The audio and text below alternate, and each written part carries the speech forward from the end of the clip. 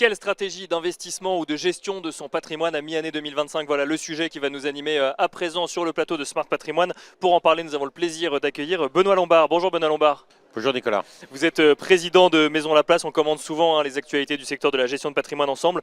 À mi-2025, j'ai l'impression qu'il y a un mot qui revient souvent. Alors il y en a deux, il y a incertitude tout d'abord, sur qu'elle soit fiscale, politique, géopolitique, économique. Et il y a du coup une réponse, un deuxième mot qui est diversification. Benoît Lombard, c'est le maître mot quand on veut gérer son patrimoine aujourd'hui?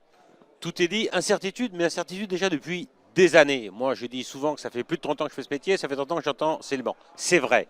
Il est exact, ça s'est accéléré. Les problématiques géopolitiques, les problématiques de taux. Rappelons-nous que nous avons mis 15 ans pour passer de taux de 3 à 0. Bien et sûr. en 9 mois, en 2022, on est passé de 0 à 3. Alors, bon. On était un peu surpris. Donc, on a eu de l'appétit aussi pour l'obligataire, on va en parler.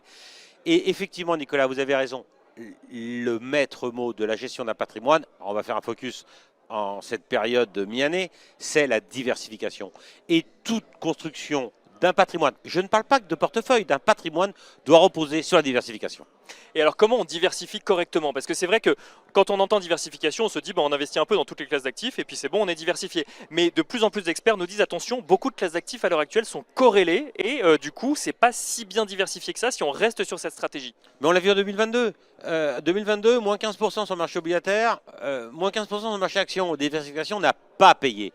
Maintenant, je voudrais qu'on rappelle un élément d'importance dans ce contexte de la diversification. C'est origine de gestion, appétence au risque, et puis aussi quelque chose dont on ne parle pas assez. Troisième petit bloc fondamental, c'est le fait de conserver sa ligne de conduite. D'accord. Quel que soit l'état des marchés et surtout lorsque ça se pète la figure, si je puis m'exprimer ainsi. Ne pas céder à la panique quand on voit effectivement des annonces politiques qui ont une incidence sur les marchés par exemple. On ne cède pas la panique. Rappelons-nous au mois de février, le Nasdaq avait perdu un peu plus de 15% à l'espace de très peu de temps. Ça rebondit d'autant, voire même plus, assez rapidement après.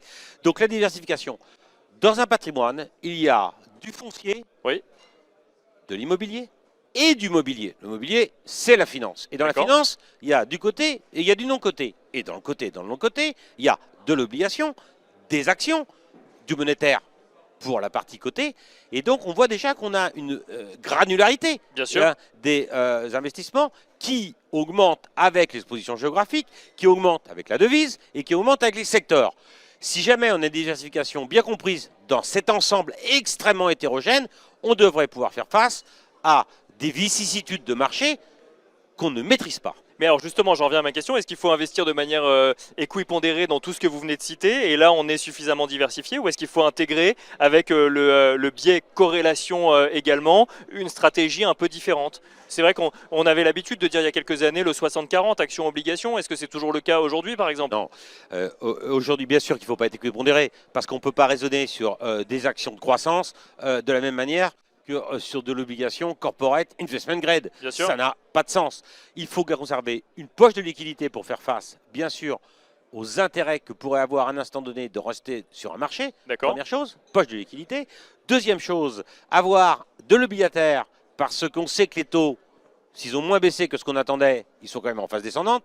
Donc une poche obligataire, c'est peut-être pas idiot. Pour Donc cristalliser l'obligataire, un ça taux. reste une stratégie Oui. à 2025. Aujourd'hui, l'obligation corporate investment grade sur 5 ans, on est à plus de 4%. Okay. Sur du high yield, on est à plus de 5, 6 voire. Tout dépend après, bien évidemment, la duration et puis la qualité des émetteurs. On a donc de l'intérêt aujourd'hui à cristalliser. Troisième chose, des actions. Qu'on revienne sur des actions de rendement. Les actions de croissance ont fortement cru. Nous avons des actions de rendement qui se retrouvent avec une capitalisation inférieure à celle des valeurs de croissance, tandis qu'il y a le dividende qui va donner le revenu nécessaire pour satisfaire le besoin d'un client qui se dit « chouette, je n'ai pas gagné en capital, mais j'ai eu mon petit revenu, mon dividende ». Donc là, effectivement, action, obligation. Si on reste sur ce sujet, peut-être avant d'aller sur le foncier ou l'immobilier, c'est un discours qui est entendu, ça, par les particuliers, quand des CGP l'évoquent auprès de particuliers, dans, je le rappelle encore une fois, mais un contexte où le particulier, on imagine bien qu'il a de moins en moins de capacité à se faire des convictions dans un contexte incertain, et le CGP doit, lui, avoir des convictions pour rassurer, justement, dans la période. Le principal métier d'un CGP, c'est de pallier aux carences de l'éducation financière de clients. C'est ce que nous faisons. Chaque rendez-vous, je peux vous garantir, chaque rendez-vous que je fais avec un client, j'ai une demi-heure, 3/4 d'heure d'éducation financière. D'accord. Et on rajoute couche par couche, et au bout d'un moment, il commence à comprendre un peu comment ça fonctionne. Et pourquoi il y a un intérêt pour lui à tel ou tel investissement. Donc, si jamais on éduque financièrement de manière qualitative son client. Ça veut donc dire qu'il commence à être habitué à certains discours, qu'il a déjà connu des crises, puisque nous ne connaissons que ça, nous l'avons vu en début d'émission. Et donc, dans ce contexte-là, la confiance existe et ils peuvent nous écouter pour peu qu'on ait bien sûr conservé cette diversification. Donc ça, c'est là encore l'éducation et puis aussi être un frein à la tendance naturelle et psychologiquement compréhensible de vendre alors que les soldes démarrent.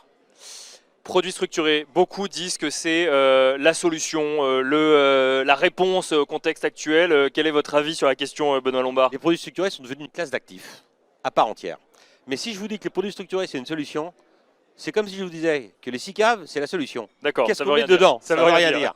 Et l'imagination de l'ingénierie financière fait qu'avec des produits structurés, on peut créer des produits qui peuvent, par exemple, travailler sur la différence de spread entre les taux longs, les taux courts, l'Allemagne, la France. Bref, et je ne parle donc pas d'actions. Bien sûr. Et sur les actions, l'imagination est au pouvoir. Donc les produits structurés bien pensés, bien construits, qui reposent sur, on va dire, une pluralité de sous-jacents.